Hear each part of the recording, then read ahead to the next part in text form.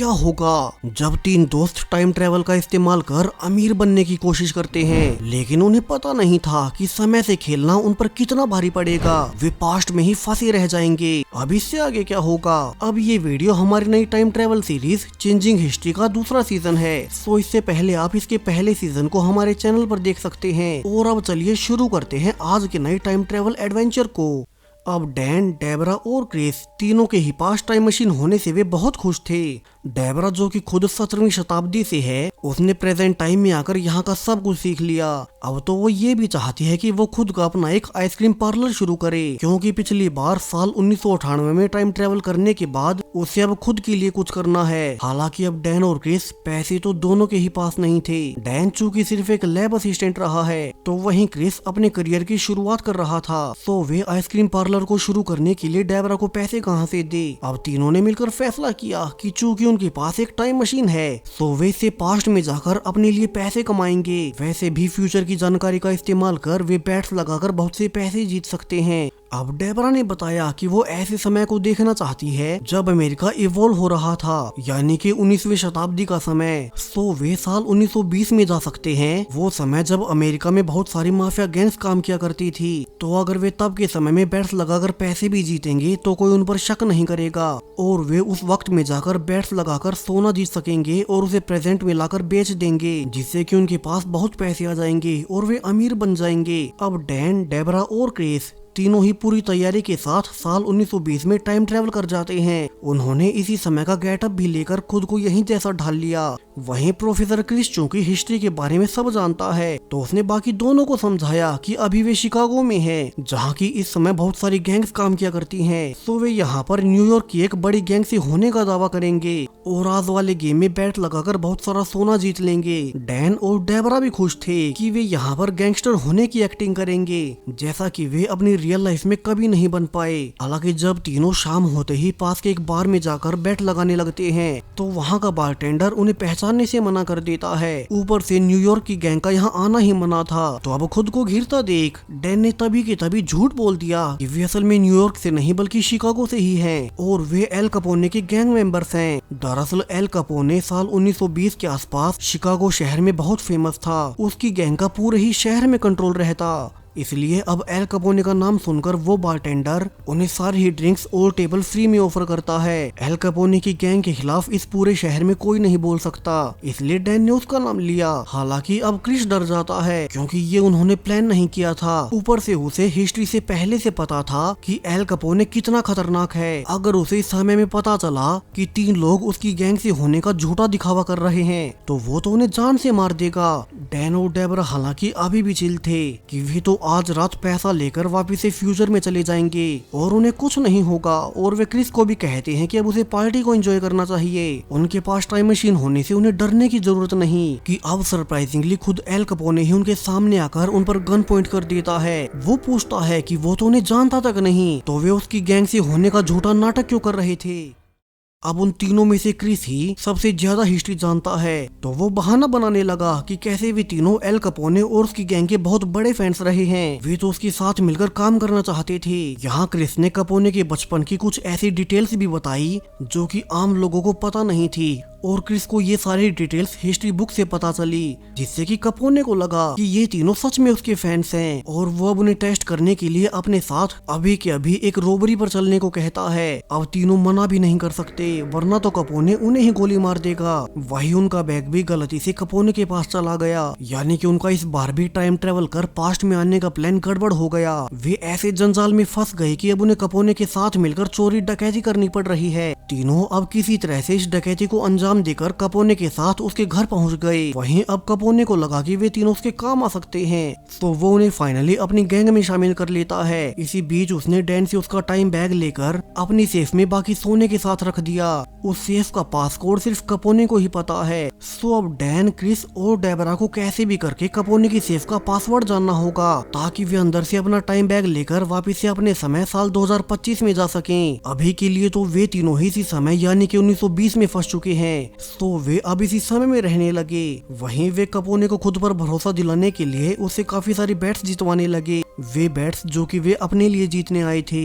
हालांकि इसका फायदा भी हुआ और बेट्स जीतने से कपोने को उन पर पूरा भरोसा हो जाता है। आने वाले सिर्फ एक हफ्ते के अंदर कपोने ने डैन को अपना सबसे मेन आदमी बना लिया। तो वहीं अकेले में क्रिस गुस्से में डैन और डेबरा से मिलता है। वो चिल्लाए जा रहा था कि वे जितनी भी बार टाइम ट्रेवल कर कुछ भी करने की कोशिश करते हैं, हर बार कुछ न कुछ गड़बड़ हो जाती है। अब क्रिस के अनुसार उसे हिस्ट्री से पता था कि कपोने को साल 1933 में गवर्नमेंट एजेंसीज द्वारा अरेस्ट कर लिया जाएगा, लेकिन अभी तो साल 1920 ही चल रहा है, यानी कि अगले 13 साल तक कपोने तो पावर में ही रहेगा और वे 13 साल तक यहाँ नहीं रुक सकते। सो क्रिस ने कहा कि डैन और डेबरा कपोने को उलझा कर रखें, तब तक वो अकेला गवर्नमेंट ऑफिस में जाकर कपोने के खिलाफ सारे सबूत दे देगा, ताकि वे इस बार पास्ट इवेंट्स को बदलते हुए साल 1933 वाले इवेंट्स 1920 में ही शिफ्ट कर दें और कपोने इस बार 1920 में ही अरेस्ट हो जाए। फिर वे तीनों कम से कम सेफली अपने समय में जा पाएंगे। वो प्लान के अनुसार डैन और डेबरा कपोने के साथ रहने लगे।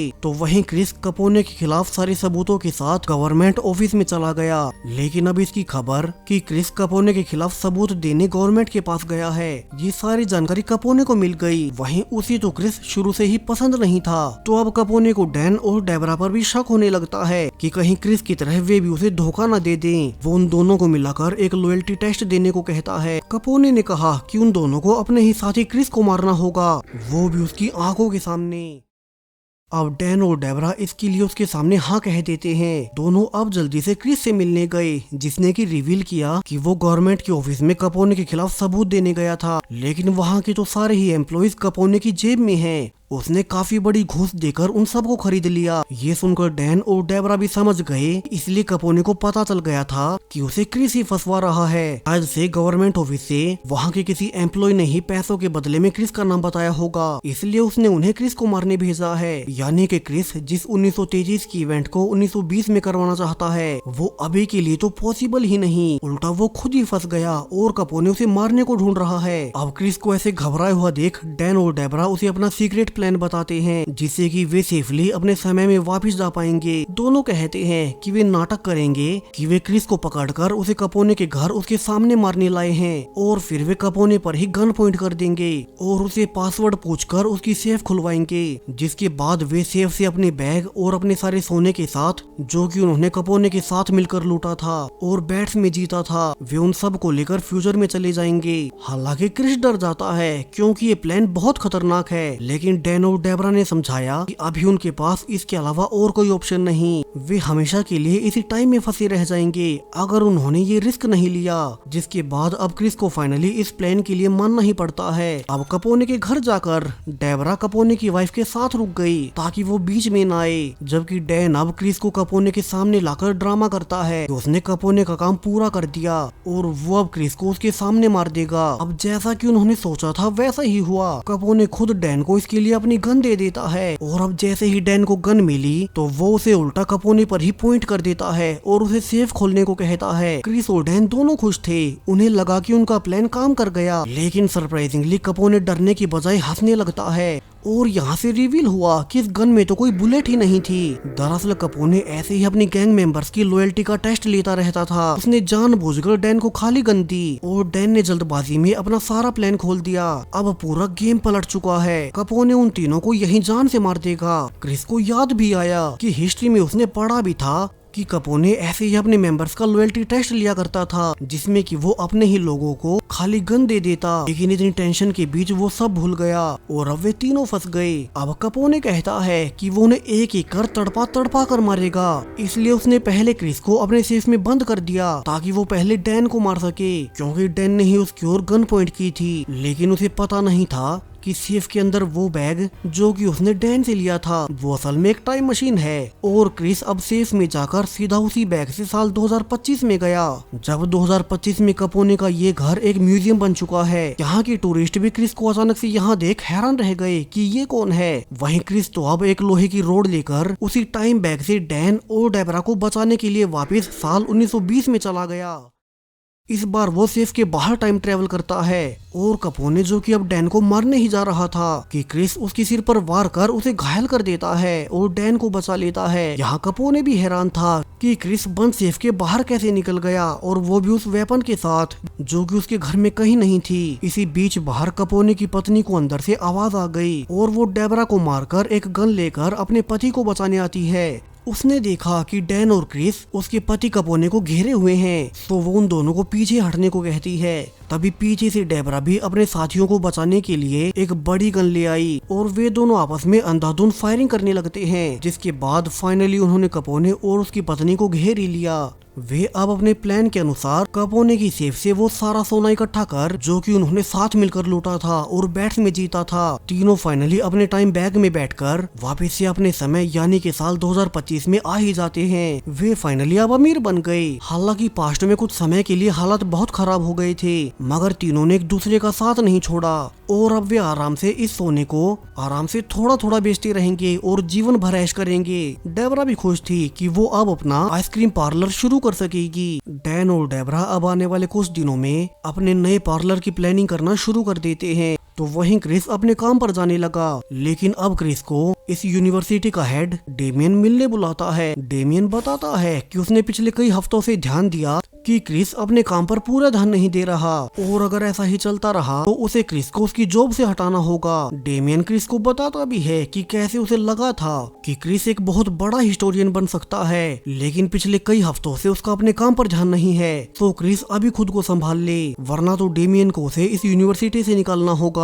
अब क्रिस चाहकर भी उन्हें बता नहीं सकता कि वो तो पिछले कई हफ्तों से डैन और डेबरा के साथ टाइम ट्रेवल करने में बिजी था, इसलिए उसका अपने काम पर ध्यान नहीं रहा। फिर भी क्रिस अब डेमियन को वादा करता है कि वो उसके लिए एक स्पेशल प्रोजेक्ट पर काम कर रहा है, जिस पर कि क्रिस 17वीं शताब्दी के इतिहास पर खोज करेगा और वो इस प्रोजेक्ट को पूरा कर उन्हें खुश कर देगा। क्रिस अब सीधा डैन के पास गया और उसने कुछ देर के लिए उसकी टाइम मशीन मांगी। थोड़ी देर बाद डैन ये देखकर हैरान रह गया कि क्रिस तो असल में वापस से 17वीं शताब्दी में जाकर वहाँ से जॉन और सैमुअल को फ्यूचर में ले आया है। अब क्रिस कहता है कि उसके टाइम ट्रेवल के मिशन को पूरा करने में वो अपने खुद के करियर को दांव पर नहीं लगा सकता।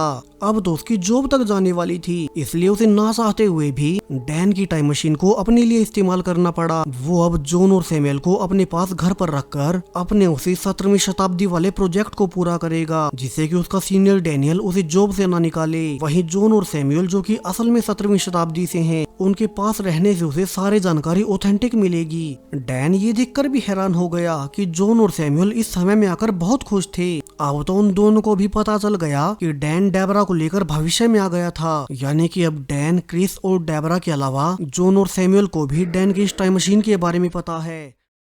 अब क्रिस यहाँ से उन दोनों को अपने साथ अपने घर पर ले गया ताकि वो आने वाले एक हफ्ते तक अपने प्रोजेक्ट पर काम कर सके। तो वहीं डैन और डेबरा ने मिलकर अब तक कुछ सोने को बेचकर एक रेस्टोरेंट खरीद लिया, जहाँ की वे डेबरा के लिए एक नया आइसक्रीम पार्लर शुरू कर सकेंगे। उन्होंने इसकी तैयारी भी शुरू कर दी और कुछ वर्कर्स को हायर कर लिया। डेबरा खुश होती है कि वो फाइनली अपना कुछ कर पाएगी, लेकिन दूसरी ओर क्रिस के लिए सब कुछ इतना आसान नहीं होता। अगले ही दिन जब क्रिस जॉन और सैमुअल को घर छोड़कर अपनी जॉब के लिए यूनिवर्सिटी चला गया, तो पीछे से घर में अकेला रहने से जॉन और सैमुअल को लगा कि यहाँ की सारी इन्वेंशंस शैतानी ताकत वाली हैं। दरअसल चूंकि वे दोनों 17वीं शताब्दी से थे, तो उन्हें इतनी एडवांस्ड चीजें देखने की आदत नहीं और वे डरकर उन सारी चीजों को तोड़फोड़ करना शुरू कर देते हैं। जब शाम को क्रिस वापिस भी लौटता है, तो उसने देखा कि उसके घर में सब कुछ टूटा पड़ा था। अब तो क्रिस बहुत गुस्सा हो गया। उसे लगा था कि जॉन और सैमुअल को अपने साथ रखकर वो अपने करियर को आगे बढ़ा पाएगा, लेकिन ये दोनों तो इस समय में अकेले रह ही नहीं सकते।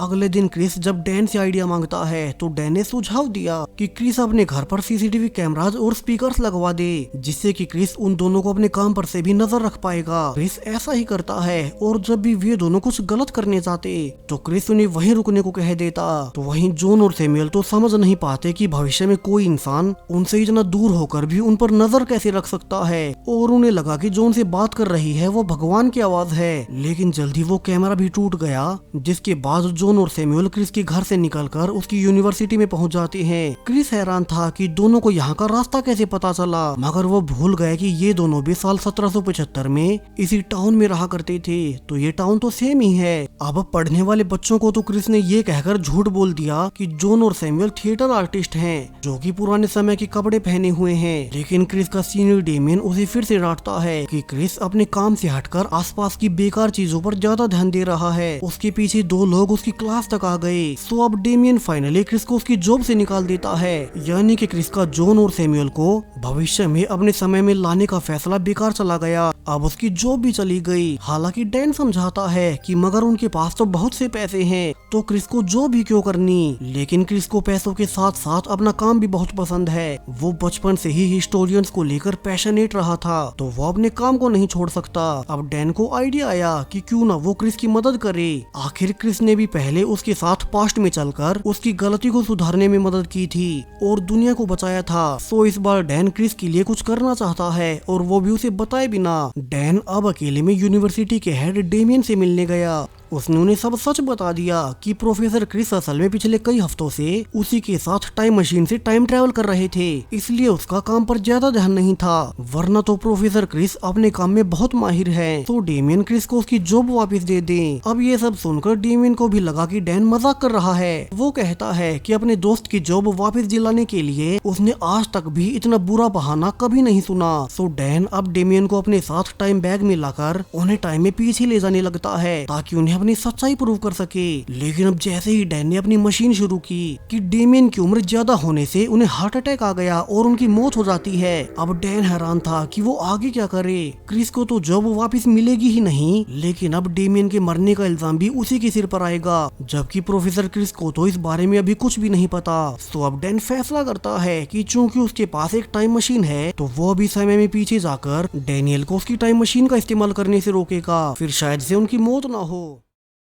लेकिन जैसे ही उसने 1 घंटे पास्ट में आकर डेमियन को उसकी फ्यूचर की मौत के बारे में बताया, तो वो फिर से हार्ट फेल होने से मारा गया। डैन अब दूसरी बार पूरा 1 दिन पास्ट में टाइम ट्रेवल करता है। उसने इस बार डेमियन को उसके फ्यूचर वर्जन की बॉडी दिखाकर कहा कि चाहे कुछ भी हो जाए, डैनियल टाइम मशीन का इस्तेमाल ना करे। लेकिन अब फिर से डेमियन अपने ही डेड बॉडी को देख फिर से गिर पड़ा। डैन अब बार बार लगातार टाइम में पीछे आकर डेमियन को बचाने की कोशिश करता रहता है, लेकिन डेमियन हर बार मारा जाता, मानो कि उसका इस टाइमलाइन में मरना तय हो, जिसे कि डैन चाहकर भी नहीं बदल सकता। सो डैन अब थककर क्रिस, डेबरा, जॉन और सैमुअल उन सबको सच्चाई बताने के लिए अपने पास बुला लेता है। और क्रिस तो ये देखकर हैरान रह गया कि यहाँ तो उसके सीनियर डेमियन की बहुत सारी बॉडीज पड़ी थी। वो रोने लगा क्योंकि डेमियन ना सिर्फ क्रिस का सीनियर था, बल्कि वो उसका मेंटोर भी रहा था। उसी ने उसे हिस्टोरियन बनने की मोटिवेशन दी, और अब डैन ने उन्हें ही मार डाला, और वो भी अनगिनत बार। डैन ने सब बताया कि वो बार बार टाइम ट्रेवल करने के बावजूद डेमियन की मौत को बदल नहीं पा रहा, शायद से उनका इसी वक्त में मरना तय है। अब क्रिस को पता था कि डैन ने ये उसी के लिए किया है, मगर अभी तो उन्हें ये सोचना होगा कि वे इन सारी बॉडीज का क्या करें। अगर किसी ने भी उन्हें इनके पास देख लिया तो वे सब फंस जाएंगे, और उन्हें टाइम मशीन का राज पूरी दुनिया के सामने खोलना होगा। अब डेवरा को आइडिया आया जिससे कि कभी किसी को ये बॉडीज नहीं मिलेंगी, क्यों न वे इन बॉडीज को पास्ट में जाकर 17वीं शताब्दी में दफना दें। उस समय में तो वैसे भी बहुत से लोग मरते रहते थे, कभी भूखमरी से तो कभी बीमारी से, तो कोई उन पर शक भी नहीं करेगा। अब डैन और क्रिस ऐसा ही करते हैं। वे डेमियन की सारी बॉडीज को एक एक कर 17वीं शताब्दी में ले जाकर दफनाना शुरू करते हैं, और जब वे आखिरी बॉडीज को दफनाकर वापस से 2025 में आए ही थे कि डेबरा ने क्रिस को एक अच्छी खबर दी। दरअसल चूंकि डेमियन ने ही क्रिस को निकाला था, तो डेमियन की मौत के बाद यूनिवर्सिटी में चीफ हेड की पोस्ट खाली हो गई, और अब उस पोस्ट के लिए क्रिस को चुना गया है, क्योंकि डेमियन ने अपने रिकॉर्ड में लिखा था कि उसने आज तक भी क्रिस जैसा हिस्टोरियन कभी नहीं देखा। यानी कि क्रिस अब अपनी यूनिवर्सिटी का हेड बन चुका है। वो अपने करियर में बहुत आगे पहुंच गया। वहीं आखिर में जॉन और सैमुअल भी कहते हैं कि वे अभी समय में और नहीं रुक सकते, उन्हें अपने रियल टाइम में वापस जाना है, क्योंकि उन्हें भविष्य में आकर पता चल गया कि वे समय के लिए नहीं बने। डैन अब उन दोनों को भी छोड़ आता है और उसने वापस आकर क्रिस को समझाया कि अब तो उसे खुश होना चाहिए। जो क्रिस को चाहिए था वो उसे मिल गया। पैसे तो उनके पास पहले से बहुत हैं। यहाँ डैन को डेबरा मिल गई, उसने उससे शादी भी कर ली। तो वहीं डेबरा ने अपना खुद का बिजनेस कर लिया और आखिर में क्रिस को यूनिवर्सिटी हेड की पोस्ट मिल गई, जो कि उसका सपना हुआ करता था। तीनों ने ही अपनी अपनी मंजिल पाली, वो भी एक दूसरे की मदद करके। वे तीनों हमेशा अब एक साथ बहुत खुश रहेंगे। टाइम मशीन तो उनके पास वैसे भी है। और इसी हैप्पी एंडिंग के साथ ये पूरी ही सीरीज यहीं पर खत्म हो जाती है। तो ये सीरीज आपको कैसी लगी कमेंट्स में बताते जाएं। साथ ही चैनल को सब्सक्राइब करें और भी ऐसे ही टाइम ट्रेवल एडवेंचर्स के लिए। Thank you.